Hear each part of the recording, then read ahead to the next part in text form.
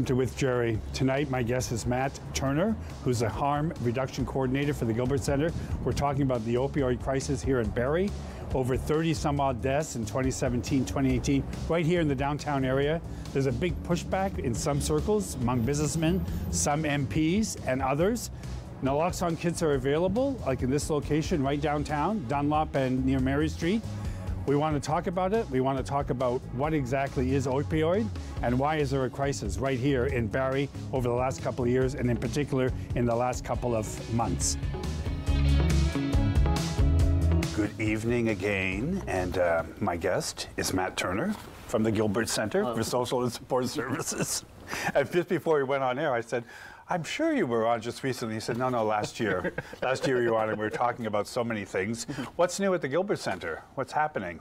Well, Gerry, we're in the process of applying for a supervised consumption site, so we're starting our consultations. So we are in the process of applying with the health unit and CMHA Simcoe County for a supervised consumption site for Barrie, because we feel there's a great need in the community for it. There was an application that back before the last provincial election. Yes, yeah. It was called, what was it called? An overdose prevention site, which is a scaled down version of the supervised consumption site. We still offer safe injection, overdose response, and referrals to treatment.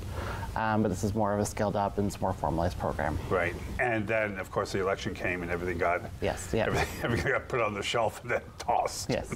And the new government came out with a new application process. Correct, yes. And because it's been all over the news. Yeah. 21 sites are, is that correct, 21? 21 sites across the province. That's a hard cap. The health minister has indicated she's not going to approve any more beyond that 21 sites. Right. And so you're partnering with other organizations, right? That it's just correct, not you. Yes. I mean, not you personally, but it's not the Gilbert Centre, but there's others as well. Exactly, yes. So we're applying with the Simcoe and Muskoka District Health Unit and the Canadian Mental Health Association for Simcoe County. And so there's three of you, three organizations that are applying. Yes. And how's it going? Well, we're in the middle of our consultations at this point, so we're engaging with community partners, our local politicians, community organizations to get their feedback on what they feel the site should have. Consultations, though, as I recall, because it's been in the news, so it's nothing new to any of us, I don't think, or to maybe to most of us anyway. Consultations were one of the criticisms that were noted in the previous application process under the former government, that there were no consultations. But then I understand it's called an opioid crisis, and because it's a crisis, there wasn't time to have those consultations that you're now saying that you're having. Yes, exactly. So the previous government had treated this as a public health emergency, more or less without declaring one. This new government's treating it as a situation, and they're delaying their response a bit more. So we are moving as quickly to address the crisis as we really should be. Because it's interesting, because one government calls it, actually did say it was a crisis. The current, I don't think the current government is saying it's a crisis. The health minister about a week ago said it was a public health, says it was a crisis, but that's the first time she said it in about a year. So. Yeah. So we went from a total crisis, get this done, to nothing, to now a year into it, it's now considered public health. And there is something about the federal government stepping in too, isn't it? Yes, the federal government last year changed the requirements for supervised consumption sites, so you no longer require provincial approval, and you don't need to have provincial money to apply to fund a site. So you can get private funding, city funding. As long as you have your budget matches what the funding comes into, you can get funded through outside sources, which is a pretty progressive move. So what you're saying is a multi-millionaire person living in Simcoe County could say to your three partners, here's $1 million. I really believe in consumption treatment services. You could get approval from the federal government and bypass the provincial government? Exactly, yes. Oh. That's interesting. It is, yeah. So we'll see what happens in the coming months, and hopefully. Any millionaires listening to us tonight, if you're committed to this program, and we chuckle a little bit, but it is a serious thing. We are talking about something that is a crisis, and it has been for not just in the last couple of months. How long has this been going on? In Barrie, we've seen a spike in overdoses since 2016. 2017, we saw a huge increase in overdoses. Barrie sits about, in 2017, 3 times the provincial average, or thereabouts. The provincial average was about 55.8, and Barrie was 136.3 per 100,000 people. So we are above the provincial average, so that number is calculated within our overdoses in the community. by 100,000 people, so we are seeing an increase. And then 2018, we're above the provincial average again, and we're seeing an increase year over year now. Barrie seems to be such a family-oriented city, very calm. Yeah. You know, and I know there was a lot of hype about a couple of months ago, maybe last fall, about the gay bar that opened up, and suddenly Barrie came on the map. But this is on the map.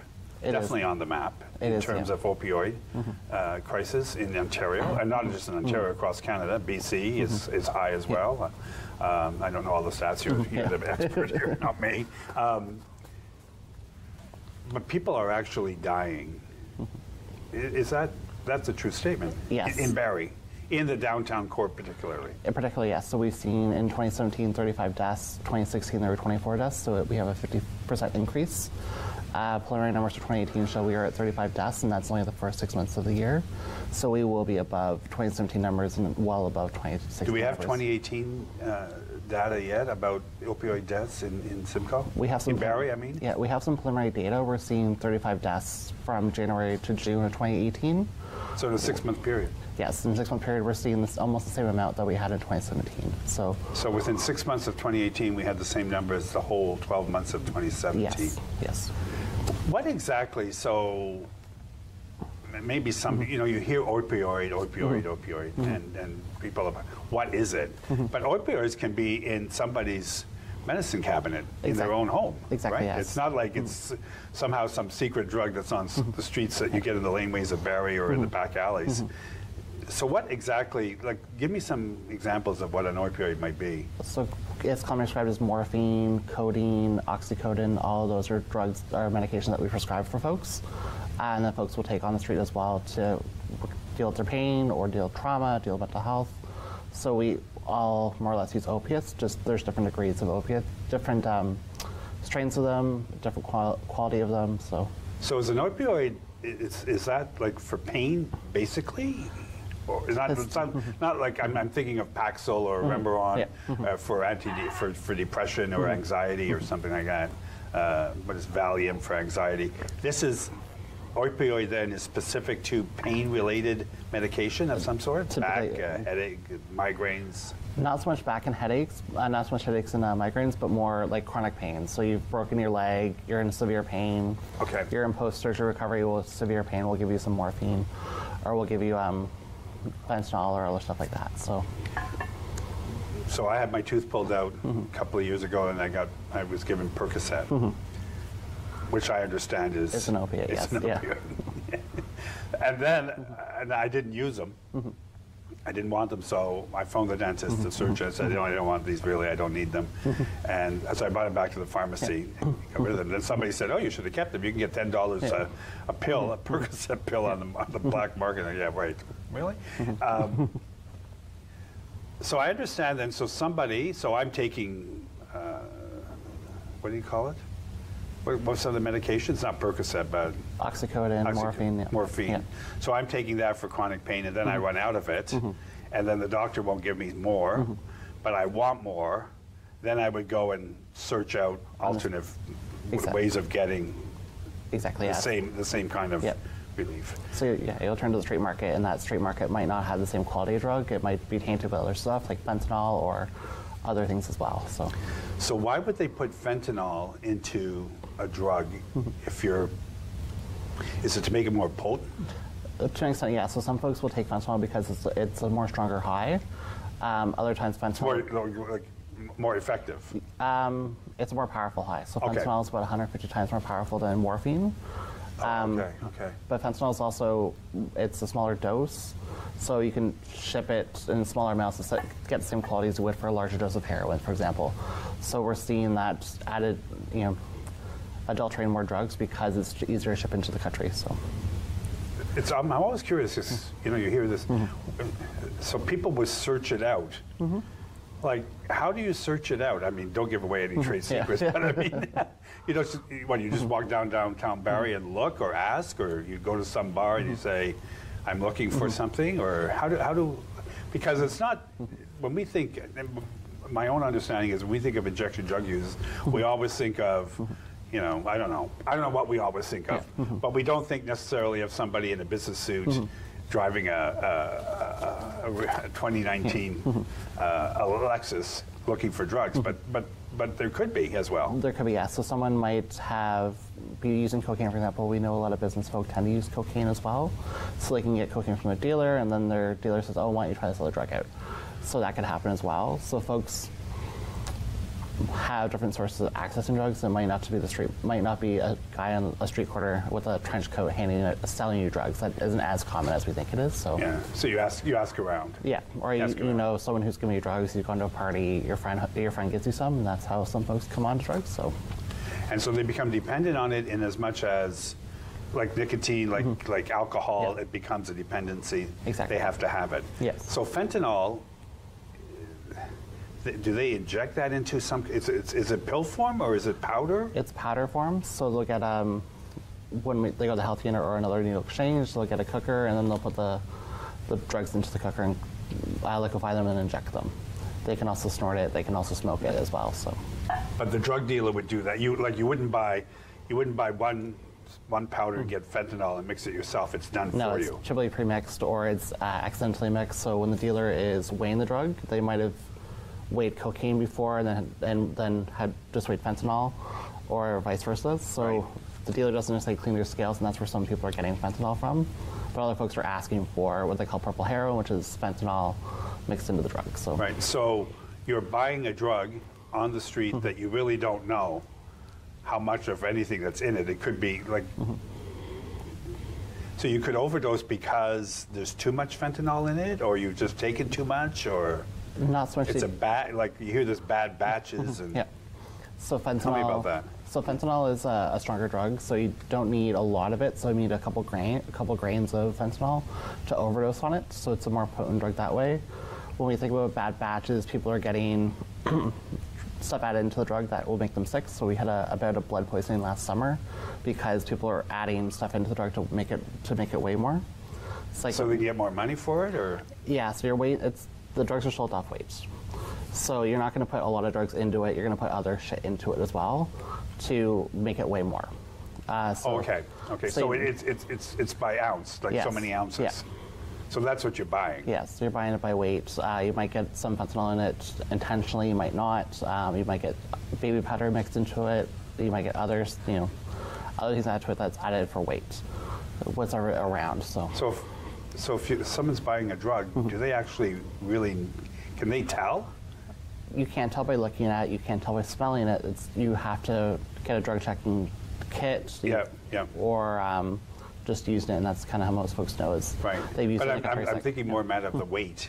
Like, how do I know I'm getting an ounce? They'll weigh it in front of you. So they do that in front of you? Yeah.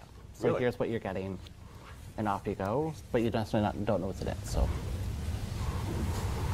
Is that what makes it part of the crisis? Is the fact that people are getting drugs that they're not sure what's in it, and so they're using it, thinking it's what they're used to, and then suddenly it's not what they're used to, and then they use it, and then they use more of it because the high isn't coming as quickly, or it's coming very quickly. It's coming very quickly, and they're overdosing. What we're seeing is fentanyl is being added into more drugs. So folks are getting cocaine, for example, smoking cocaine and getting very sick because they didn't expect that reaction, or they're being sold what they think is heroin. It really is fentanyl, and then they're dosing for heroin, but fentanyl is a much stronger. It doesn't need to overdose. It doesn't need as many drugs to overdose as quickly. So you're using that heroin dose, and when really it's fentanyl, and that's the lethal dose there. Right. So my understanding would be that then if I'm buying a street drug, fentanyl's in it, it's giving me a really good high. I want more of it. Not to say more of it. I mean, it's more effective in terms of it's giving me the high I want. Yes, yeah. So I'm going to be looking for that again, and I'm going to be wanting that same high. And if I'm not getting it, if I'm getting something that's less potent, I'll inject again maybe, or sniff again to get that high? Possibly, yes. Or you're going to use more often, or you're going to use less of it, or there's a lot of combinations at play there. So it depends on the drug you're using and the quality of drug you're getting. So having the health unit on board has to be a plus in terms of not just consultations, but putting an application in. I mean, you're getting the highest level of medical attention to this. I understand the Dr. Charles Gardner is the medical officer of health for Simcoe is in it, and Dr.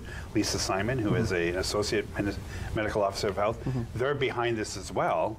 So it's not just like the Gilbert Centre CMHA. The health unit is the key partner in this, in your trio. Does that not impact people? The fact that the medical officer of health is saying this is a health crisis and we need to do something about it, and people are dying on the streets of Barrie, for example? It does provide a little more legitimacy than we did before. Now we have 2 medical doctors who are saying this is needed in our community. Though some folks aren't going to be swayed by that. They're just, we don't need this in our community, it's bad for our community. And we're seeing a lot of that happen on social media and through the press as well. Some folks are getting up saying, well, we don't need this. This will create more problems in our community. Look to other communities to see that happening. So just because the health unit's involved doesn't necessarily isn't going to win some people over. It doesn't give it that, I thought it would give it that sort of credibility factor more so. Not that the Gilbert Centre is an incredible factor or the CMHA is not a credible factor, of course they are. But the health unit, sort of like Simcoe Muskoka District Health Unit, is sort of like the apex of they're saying this as well. And they're seeing, and they have oversight in not oversight, oversight over the emergency rooms. They know the stats, right? And the stats bear out that this is a crisis. It is, yes. The health unit provides the statistics every month. They also report to the province as well. So we are seeing their numbers coming up, showing that there is an increase as well. A letter went out in December of 2018 to the, and I have a copy of it, to the Honourable Christine Elliott, Minister of Health and Long-Term Care, for the present government, talking about it. And in 27, I'm just going to, some of the current facts that they list to the minister is, in 2017 there were 81 opioid-related deaths in Simcoe Muskoka, and then out of these there were 36 in Barrie. So when we earlier we had mentioned there were like 36, but that's just Barrie. Yes. Yeah. And there's another 45 deaths occurred within Simcoe and Muskoka. And then it says, in 2017, the central north area of Barrie had 10 times the rate of opioid overdose visits compared with the provincial average and 4 times the overall Barrie rate. Wow. And Barrie ranks 3rd in the province for opioid visits. Yep, exactly, yeah. So we're 3rd behind Brantford, who's 1st in the province, and Oshawa, who is 2nd. So these are smaller communities that we don't think of as having a huge drug problem, but they are really taking the brunt of this crisis. So smaller communities are just as affected by this as much as Toronto or Vancouver is. So Barrie being the 3rd highest in the province, and I'm thinking of larger cities like Toronto, Ottawa, maybe London. What attracts it, do you think, in your view, to Barrie? Is it what is it in Barrie that attracts drug dealers to come into Barrie? I don't think there's a huge attraction to Barrie. I think it's just the fact that we have, like other communities, we have a toxic drug supply in our community as much as Toronto does. But Barrie is much smaller than other communities, so that crisis, where in Toronto is dispersed across the population, Barrie is much. You lose 30 people, that's a huge number for a size of 150,000 people. As opposed to Toronto, which would be less impactful maybe, because they have a population of what, 1 point something million? Something like that, yes. 1.4 million, and we're what, 125, 130, 140,000? Or 150,000 people in Barrie. 150,000 in Barrie, yeah, so 30. But one death is enough to get people concerned. And on the streets of Barrie, it's really disheartening. But there's a new Barrie Council. Yes. Same wonderful mayor, Mayor Lehman, who is, I understand, very supportive of a consumption treatment service site here in Barrie. But then there's new city councillors. Yes. So some of the new city councillors are very much allies of this. Of a CTS site here in Barrie, and very much an ally of what your organization and CMHA is doing in the Simcoe Muskoka District Health Unit. Tell me about that. That's very important, because I understand that the last prior to the last council, you did a presentation. It wasn't that well received. No, it was not. No. So in the previous council, we had one supporter on council who was Barrie Ward. This time we have now 5 members of council plus the mayor, so 6 members of council who do support the work we're doing, including the downtown councillor Keenan Alwyn, which is great to see the councillor in support of it and actually speaking out in favor of it. We also have Natalie Harris, who's a former paramedic, who's also coming in favor of it. Jim Harris, who works at CMHA, is in favor of it. Claire Riffa as well. Claire Riffa, who's from Ward 1, is also in support. So we do have a wide swath of council, most of them not just in the downtown. So, has City Council indicated anything in terms of putting some dollars behind this, or? At the moment, they haven't. City Council on February 25th will debate a motion to call on the government to declare a public health emergency. So call on the provincial government and the federal government as well. Okay. To declare a public health emergency for provincially and nationally for this crisis. So, which is a positive sign that 2 months in, they're looking to do something and looking to address this crisis. So, you work closely with the David Busby Centre. I do, yes. Yeah, I'm there twice a week. You're there twice a week. That's good. And David Busby would have. They do needle exchange. They do, yes. Because I understood one of the problems, or somebody were saying that there was all these needles, but used needles are found everywhere in Barrie. I understand. I mean, it was the mayor that I had a meeting, not a meeting, but a conversation with the mayor early last fall in 2018, who said there were even needles in the washrooms at City Hall. There were needles found in parks around Barrie, in the downtown area, like Heritage Park and down by Lakeshore. These needles that are loose and found about, they're just discarded anywhere, right? They can be on the sidewalk, they can be in back lanes. Not so much on the sidewalk, so they'll be in place where folks are using, so that's a place Who's picking them up? So we have needle exchange, so Busby will do some pickup if people call them, but most folks when we get a needle exchange will be offered a bio bin, so a sharp container that they can take home with them to put the needles in and safely dispose of them. So we do that every single exchange. We offer that bio bin. Some folks take it, some folks don't, but a lot of folks do carry them or try to discard them as much as they can in a safe manner. Like they're narrow? Carry them. How big are they? So there's some that are about the size of a glasses case, a bit bigger than that. You have 1 liters, you have 1.5 liters, 4 liters in big tubs. So that's one way, but we're still hearing that needles are being found. Yes, yeah. In parks, and is that part of the pushback? Is that these needles are going to be are presently being found everywhere? So is a consumption treatment service site going to help to eliminate? Is that part of the reason? Not just because it's going to be a safer place to inject, but it's going to help reduce the number of needles found in parks and in garbage bins around town. It's like City Hall, for example, which is right downtown. Yeah. So in Edmonton, Alberta, for example, they have a supervised consumption site, and they see a decrease in needles found in the community since that site's opened.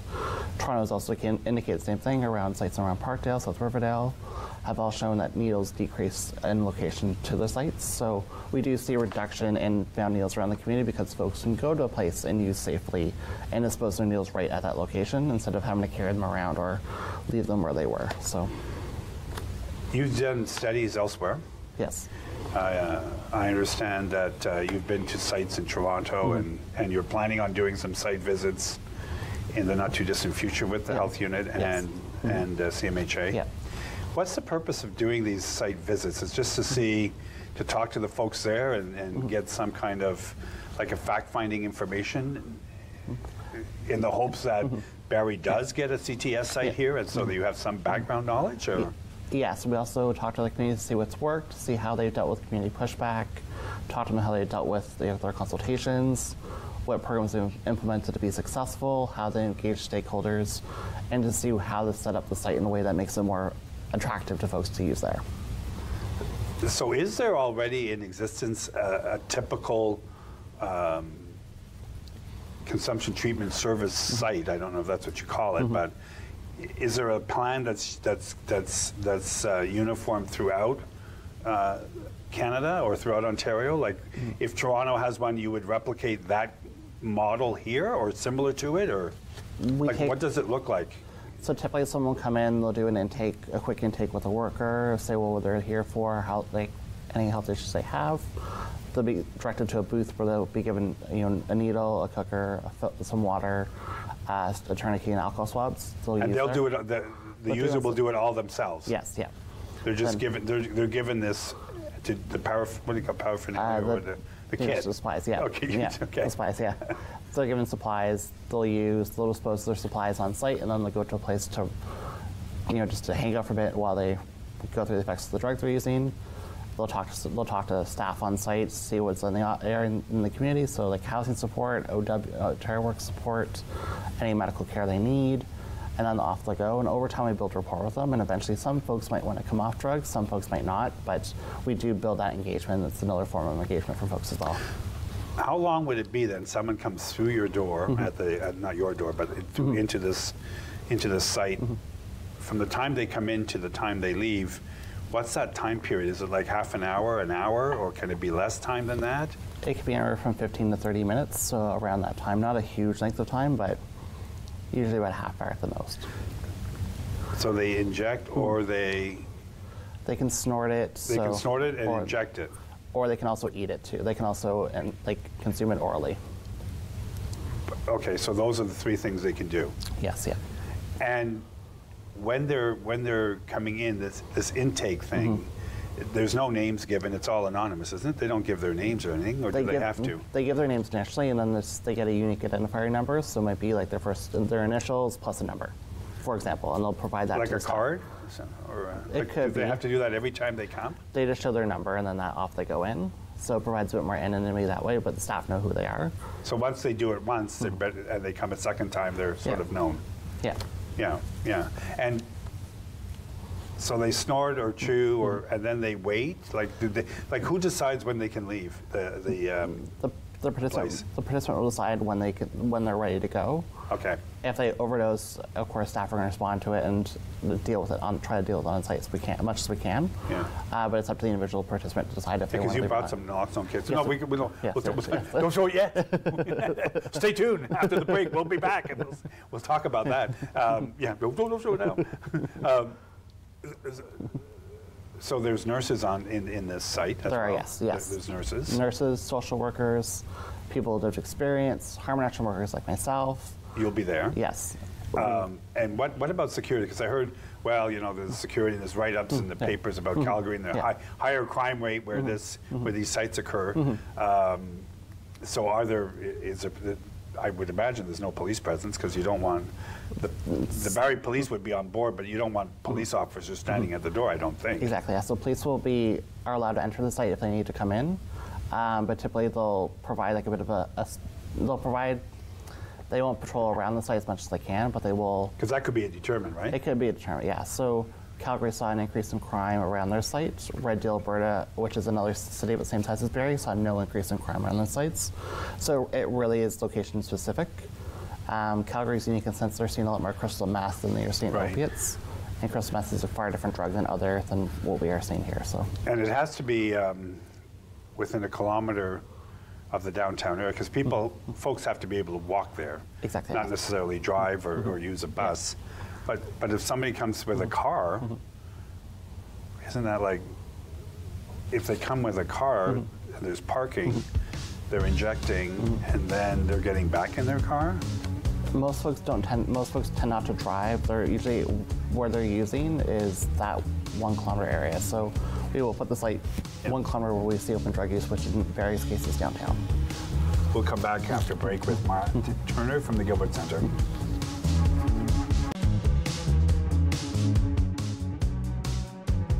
I'm back with Matt Turner, who is the Harm Reduction Coordinator / probably manager. We think of the new consumption treatment services here in Barrie that's yet to go down to the current provincial government, part of their application process with the Simcoe Muskoka District Health Unit and the Canadian Mental Health Association. And Matt's been my guest for the hour tonight. And in the first half hour, we were talking about all sorts of things related to opioid and the crisis here in Barrie. So now we want to continue that conversation by saying, this is a map that's out there in the court center, because we were talking about city council and how supportive they are. And I know I don't know, but so the red part is St. Vincent and Tiffin and the 400. Yes. So that's the hot spot. Yes. So I'm gathering because it's red and they had They have the most visits. Yes, they have the most overdose visits for the city. So this isn't saying it's a hotspot for people necessarily overdosing, but for visits to the ER. Yes, exactly. Yeah. That would be the Royal Victoria. Yes, yeah. RVH. Okay. And then as we pull away from sort of the downtown core, this orangey color, these two, are the next spots where individuals are coming from to ER visits, right? And then the green, this is Allendale? Yes. And this is sort of the north. Is this up where the college is and that? Yes, it is, yes. Okay, so where Georgia and RVH and all that is up in there, and that's sort of Allendale. Yes. And then the greens are further away from the downtown, yeah. Those are the old parts of, those are the initial annex. South End, sort of? Yes. And the, so this would be up around Ferndale and all that in there. And then this yellow, which is the, no, the green is the less visits. Yeah. So this up, so it's downtown, then Allendale and sort of the college area. The yellow would be the next hottest spots, and that's up by Georgian Mall, up in that area. Sort of? I know Georgian. Georgian would be more this way. Yes, yeah. So that would. So that's the towards Angus, that area. Towards Angus. Yeah. Okay. And then the green is the old parts of Innisfil. The old parts. The old parts of. So downtown is the hot spot. Yes, it is. Yeah. And so am I to assume that these, so all these areas people are injecting is what we're saying, is what we're thinking, right? Not just injecting, but they're also using drugs. Using drugs. Yes. Okay. Yeah. Not injecting, but so all this area here is all there's drug. Some kind of drug activity happening. Throughout the city, yes. Yeah. Throughout the city. And how, okay, so who put out this map? This is... That's data collected via, from ER visits in the hospital, the health unit put that together. And it's got the Canadian, it comes from StatsCan. Yes. So it's not just a Barrie, City of Barrie thing, this is from the Canadian government. So. Yes, from the British government, yeah. Right. Anyway, so that's pretty significant. So then the site, it would make sense then to in your application, it would make sense then that you would be looking the organizations would be looking at something in the red zone then. Yes, yeah, between St. Vincent, Tiffin, the Lake, and the 400. Yeah, so you wouldn't necessarily want something way down here or way up here. Exactly. If this is a hot spot, it would have to be where the and I think part of the criteria is with the current provincial government, it is, or it should be situated within a kilometer of where the highest usage is that it? It has to be within walking distance of open drug use. So walking distance is referred as 1 kilometer as the max, as the radius around. Right. So we see most of the drug use within a 1 kilometer radius of the 5 points. Right. So even though drug use may be happening in these outer areas, this is the highest, because you can't have one. You can't have one in every area. No, well we could, but we don't have the capability to do that. So plus you need a lot of funding. Yes, we would. Yes, it costs a lot. Yes, right. So it makes sense to me as an observer anyway that you would want it where the hottest number, where the highest number of. I mean, these rates. 556.1 per 100,000 people. So that's the amount of overdoses per 100,000 people. So we are almost 5 times the city rate, and then almost 10 times the provincial rate. So the 5 is here, and these are all ones. Yes. Yeah, and this is like 50. Yeah. 58, and this is 126. So, so it does make sense that the 561 would be downtown. Yes. Yeah, and the other areas are concerning as well. Yes. Yeah. Right. And then there was another map that came out that similarly, I know we can't see it, but just for my own edification, it's a similar map, but it's basically in the downtown core. Yes. And this was put out by a map showing proposed location. This was the original look when it was an overdose prevention site back in the earlier part of 2018 before the last provincial election. And it was put out because I'm thinking the business community wasn't in favor of it. Some of the pushback. There's some pushback from the business community, which is not unsurprising. They're concerned about the potential for loss of development and loss of economic response from the city. So those concerns aren't unwarranted, but there is a lot of benefits to having folks use at a safe injection site. So they're not using their washrooms downtown, in businesses or in businesses where there's a high risk of overdose deaths. So the government is calling it safe injection sites.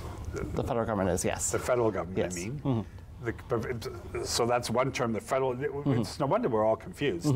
The federal government's calling it a safe consumption site. Yes. consumption site, SCS. Yes. But the provincial government is calling it a CTS, which is a consumption treatment services, which has, all the same services, but different name. A different name, but it's the same thing. Yes. For one, it's the same. It's just a matter of, what is it? Semantics. But they like treatment. They like treatment. And of course, treatment is something that we all want to see happen, right? Yeah. I mean, treatment is something that the end goal is to encourage folks to get off drugs. Not necessarily. It's to encourage folks to make safe choices and make the best choice for them. So some folks that might be treatment, some folks that might not want, they might never want treatment. They might never want treatment. And we respect that decision and try to work with folks as best we can. Harm reduction encourages and enables folks to make the decision best for them and to be as safe as they can. It's interesting because I don't know if it was you that told me or I remember hearing the 5 widely used drugs worldwide. Cocaine, nicotine, caffeine, and alcohol. So caffeine. So who sells caffeine in the downtown area? Well, we have Tim Hortons, which is our largest caffeine place. Higher Grounds, which is another caffeine store as well. Right. So we don't like to think of caffeine as being a drug, but it is. It is, yeah. So if you have and I know it's simplistic, it's simplistic, but my point is, it's not like the opioid crisis is strictly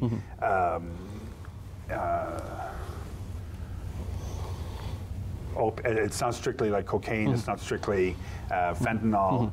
There's other drugs in the downtown area that are happening that are legal. There are, yes. So we don't like to think about that maybe. Exactly, yeah. So if someone will use caffeine, they might go through heavy withdrawal. And if you have 2 or more cups of coffee a day and cut yourself down to 1 or less, you're going to go through severe pain. Maybe not as much as you would go through with the heroin withdrawal, but it's an uncomfortable feeling. That's why folks will continue to use those little taper off as they're reducing their drug use. But withdrawal is something that is a barrier for folks accessing treatment because the pain is so intense. So. Right. So caffeine is being sold in the downtown area. I know I'm being, and we're not being funny here. We're just reminding folks that drugs come in different forms and different shapes, and some drugs we don't think of them as drugs, but they are. Another drug that's being sold in the downtown area on Mary Street and just above Dunlop is the LCBO. Alcohol, because that's another one of this nicotine, there's alcohol, there's caffeine, there's cocaine, and soon there's marijuana coming to. So there's a lot happening in terms of a crisis. Why do you think people think, well, okay, I have wine. Well, it's a drug. But we don't think of it as a drug. I drink caffeine, no matter where you buy it from, but it's a drug. Yeah, so we privilege certain drugs over other ones. So that's interesting. I like that word. We privilege certain drugs over other ones. So if I'm a wine connoisseur, you might drink wine and you're a wine connoisseur, or you like whiskey, you're a whiskey connoisseur. You like heroin, you're a junkie. And that's something we think of. We prioritize certain populations over other ones, and that's what we're seeing now with this current crisis is affecting folks who are, and it has been for almost 30 years, people that we don't see as acceptable to society or that provide us any benefit. So yeah, because if we had somebody from MADD, M-A-D-D, Mothers Against Drunk Drivers on the show, they would say their priority would be get people off alcohol. Like people shouldn't drink and drive. And of course, the government has been very clear, and I know just recently in 2018 and January the 1st, 2019, I mean, they have now said that they can spot check you without even being suspicious that you've been using. And using by that, I mean, it could be alcohol, but it could be other drugs. Yes, it could be, yes. Which, and they're now, I understand the Barrie Police Forces and others are trained to recognize it may not be alcohol, it could be other drugs as well, other drugs. And people could be driving under the influence of other drugs, not just alcohol. You could be on prescription medication, you could be taking NyQuil for a cold and be a little drowsy, and you're driving under the influence in that sense too. Okay, so that's good to know.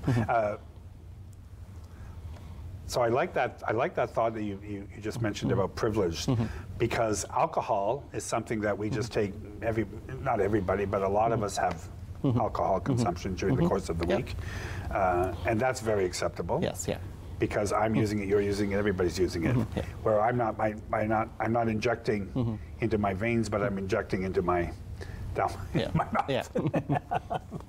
And the same thing with caffeine. So my point in all of this is with marijuana being legalized now in Canada, and the marijuana shops showing up like Tweed and other places where medicinal marijuana is you can get, but soon we'll have marijuana accessible. Yep. That could be another crisis that we're waiting for that to happen. Yeah, maybe. Not to the same extent we're seeing with this current overdose crisis, because we do have a toxic drug supply on street drugs. Yeah. But my point is, society is we're getting society sort of accustomed to some drugs now are being legalized, right? There's been a lot of pushback. My whole point in doing all of this is to get around to the point that the pushback has been coming from different sectors, the business community, and I understand in the consultation process now you're now looking at bringing folks in to consult with them, and you have pre-consultation and consultation, and which is great. One of the big pushbacks has been coming from our local member of parliament, Alex Nuttall, who has been very vocal, and it's been in the papers, and in fact he even circulated a flyer to his constituents. Rehab, treatment, or an illegal drug injection. And this is the thing I think that is interesting. These consumption treatment services, they're not illegal. No, they're not. They're legal in the sense that if they bring in their own drugs, it's not like the site is giving them the drugs. They bring in their own drugs, but while they're on the premises, those drugs are not considered illegal. Is that correct? That is correct, yeah. So when they enter the facility, the drugs are legal according to the Controlled Drugs and Substances Act. So it's not an illegal drug injection. They are legal in that sense when they're being used. So Alex is being disingenuous and is being quite deceitful with his words when he says that. Okay, and you know, and Mr. Nuttall and others are most certainly able to give their opinion, but it's good not to confuse, I think, the general population, those of us that are not involved in the day-to-day consultations that the health unit, yourselves, and CMHI are in. But it's not helpful. It's not. It's not helpful because it's confusing, because not knowing anything, you would think, oh, so what they're doing is they're saying, oh, you can be illegal, but this is just a safer place to be illegal. You're not going to get caught, or you're not going to get prosecuted if you do it in this space. Yes, yeah, which is what we prefer. We prefer folks to use a safe space where there's a nurse around other folks. And we're finding folks are not as well informed, and they're hearing stuff like Alex is saying that they're legal drug injection, and that he's framing it as an either or. And we really need both. But rhetoric like that is really unhelpful in this crisis as we work to address it. But I understand you are working with Mr. Nuttall and others, not just MP Nuttall, but others, and hopefully. And I understand Mr. Nuttall has gone out to Vancouver, gone to Toronto, and is working closely with many folks here to. So hopefully he'll come on side. And I know he from what you read and his Twitter account and others, that he's definitely for treatment, as everybody is. But like alcohol, if somebody's an alcoholic, and treatment's the best thing for them, maybe, but they have to want to go. Exactly. Yeah. So we see, just like alcohol, we have multiple bars downtown, and folks create quite a bit of a mess after they've been drinking. So we see that as fine, because that provides a lot of economic benefits to the city, but someone who is in the throes of addiction, it doesn't get the same kind of level of support and compassion. Right. So, and I know in bars in downtown Barrie, they're great. They're lovely bars, great places for socialization and meeting up with folks, and smart service in place, and all of this. But still, alcohol still results in a lot of deaths on the roads of Ontario, and organizations like MAD are still very much promoting safe, alcohol-free driving. One drink is even too many, you know, because you go out and and you still see people driving, talking on their cell phones. Even that's against the law. You still see people driving without seatbelts on, and that's against the law. So there's a lot of stuff going on, not just overdose prevention site. Tell me about naloxone, because that's these kits are amazing, because I didn't realize you got the whole thing. Yep. So you get 2 doses of naloxone. In this case, it's so you actually. And that's free? That's free, yes. So it's free, it's paid for by the province, so you'll get 2 doses of nasal spray. So if you come across someone who's... So this is a kit? That's the kit, yeah. So you have 2 doses. It might be a nasal spray, or it might be an injectable. so to recognize an overdose, if you come across someone who looks like they're sleeping, you call their name, hey Jerry, wake up, and you're not waking up. So how do you tell someone? Because it's got it has a full information sheet there. So if you come across someone who looks like they're sleeping, you give them a good shake. If they don't wake up, call their name. Right. If they still don't wake up, that's a sign it's probably an opioid overdose. Right. So you'll give one dose to one nose, one dose to the next nose, call 911, and start chest compressions, and that will address. Hopefully keep them alive long enough that we can. Oh my goodness. Yep. So there's 5 steps. So this is a whole and it's in both French and English. Yes. Shout and shake. Shout their name, shake their shoulders. If unresponsive, call 911. Give naloxone, 1 spray into nostril, or inject 1 vial or ampoule into an arm or leg. Is there an injection thing? There's a different kit. Oh, there's different kits. So yeah. So this one here is nasal. Yes. Yeah. Oh my. And then it says perform rescue breathing. It isn't working. No improvement after 2 to 3 minutes. Repeat. Stay with them. Yeah. Wow. Signs of an opioid overdose. Oh, here we go. Person can't be woken up. Breathing is slow or has stopped. Snoring or gurgling sounds. Fingernails and lips turn blue or purple. Pupils' eyes are rolled back. Body is limp. Oh my goodness. Yeah. So opiates are what we call a depressant. So they slow the body down, they slow your breathing, slow your heart rate, and that's what the challenge is that people die because they can't breathe, they're not breathing and they're not getting oxygen to their system. And so this sprayed into the nostril, you'd use both or just one? You can use 1 dose. Some people require 2 doses. So this is 1 dose? 1 dose, yes. Just a spray and go. Just a spray, so you spray it in the nostril of the person who's overdosing. And that spray, what does it goes into the system? What it does is it goes to where the receptors in the brain where opiates sit, and they displace the opiates, and then the person comes to. So naloxone will force folks to withdraw from opiates for a little bit while they respond to the overdose. So it puts people into withdrawal, and they're not quite happy with that, but they're alive. They're alive, yes. Yeah, and naloxone saved a lot of folks over the years, so there's a lot of people alive today because of naloxone. And these you can get, they're free. They're free, This whole kit is free. Yes. So the Gilbert Centre hands out naloxone. We give it to free for folks who use drugs, have friends or family who use drugs. They can give it to Health Association in Simcoe County, hands it out at all their offices. The health unit at the David Busby Centre and the Silver Pharmacy in town will also hand out both the injectable and the nasal.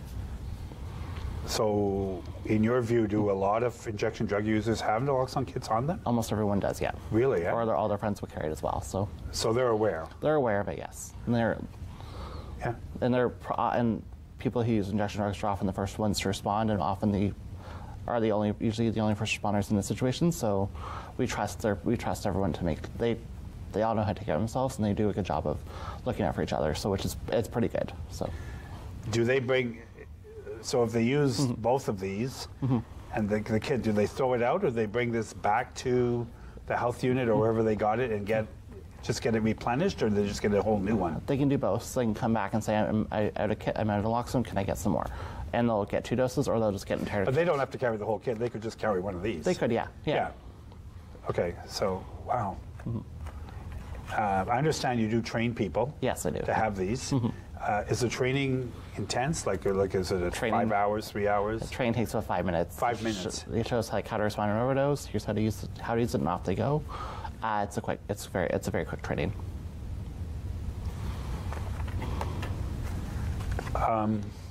So you use it. Oh, and inside there's another. There's this again.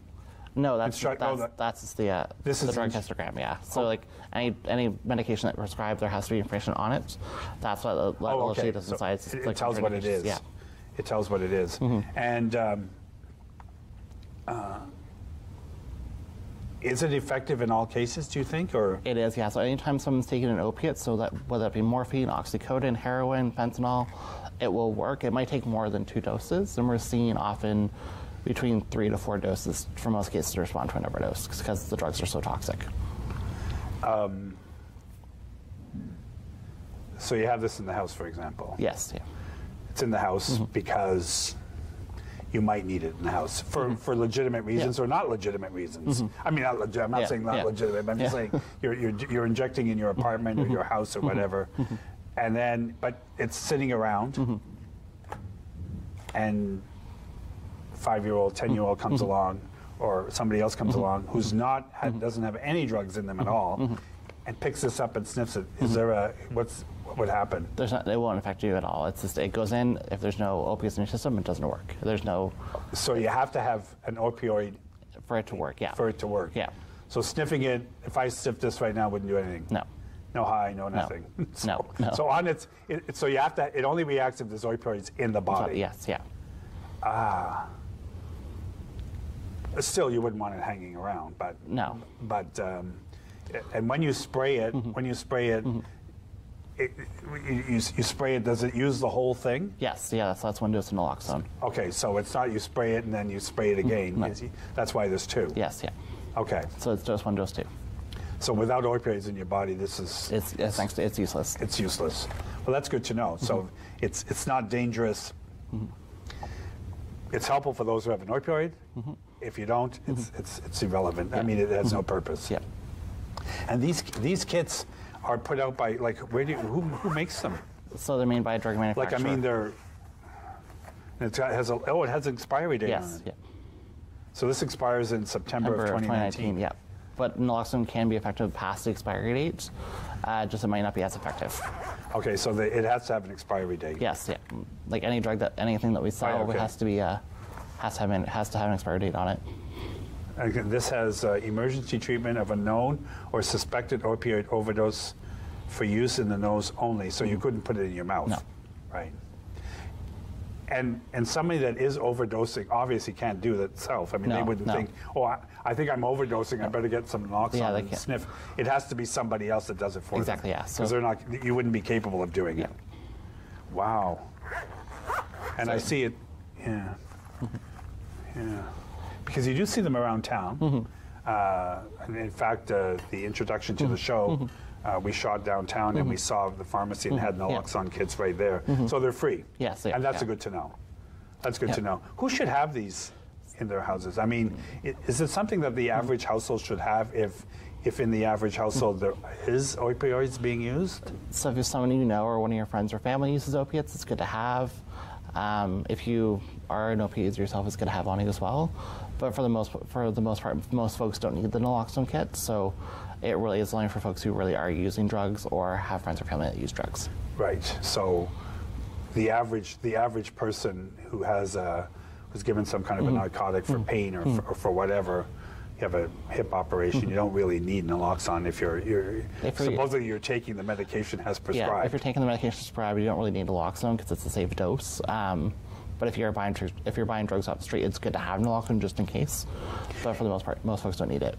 I know that we're quickly running out of time, but in the consultation process, which is part of the new application process, I understand you have a lot of people you want to talk to. Yes, we have up to 60. We're looking at talking to 60 organizations and folks as well. 60 organizations and folks, and plus there's an online process. There is, yeah. So can people go online and what website would they go to? So they go to the Health Unit website, simcoe-muskoka-health.org, and they'll go to health.org. Health.org. Yeah.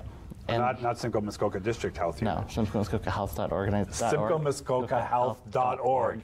And they can go and give their feedback as of February 19th. So anyone that lives, works, goes to school in Barrie. So the next 12 days, so the next 2 weeks or so. Yeah, so February 19th, So February 19th, okay. It's open to folks who live, work, or go to school in Barrie. They're free to provide their feedback.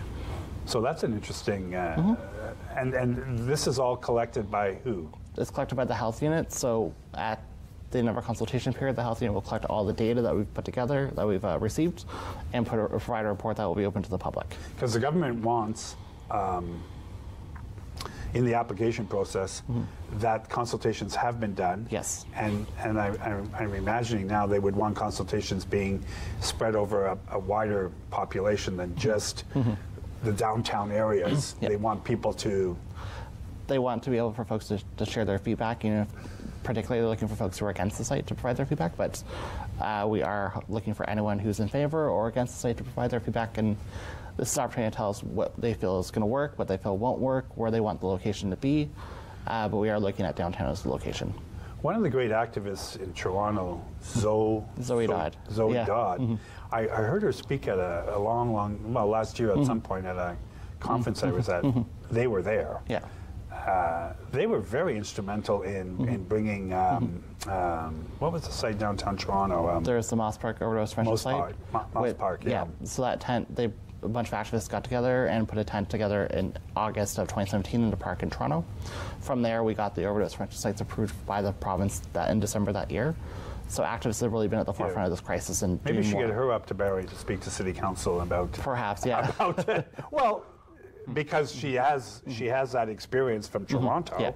But she also is an advocate for it, and she speaks to it in a way that makes a lot of sense. And in all of this, I would imagine, Matt, that in all of this, this is the best solution. There are no other solutions that have come forth that equate to the same results, maybe. People like MP Nuttall, have they come up with alternates? Have they suggested, well, okay, we don't want this, but have you thought of doing this or this or this or this? They just said we need more treatment, but it's that's a longer term thing that might not happen right now. A surveillance temperature site is the best solution we have in the immediate, but it's not going to address the crisis long term. We do need to keep folks alive. Because you have to have people, you're just going to go along the streets of Barrie and pick people up the streets and say, we're taking you to a treatment center. And treatment centers are expensive. They are expensive. Most folks can't afford it. I have a client, for example, who had to go to BC for treatment because there's none available in this community. So that speaks to it, speaks to the need. Folks are going elsewhere and don't necessarily have the means to go elsewhere for that treatment. Matt, it's been just a pleasure to talk to you. Sometimes not a very good subject in terms of the very contentious subject, and we hope that in your process of all your consultations that it brings about a solution to the opioid crisis here in Barrie, and I hope that some of the pushback comes on side and they become allies for the work that you and the Simcoe Muskoka District Gilbert Centre and CMHA are doing. Congratulations again on continuing this work, and success, I hope, is around the corner for these folks that need what you're willing to give them. Thanks, Gerry. So thank you. Thank you. Good.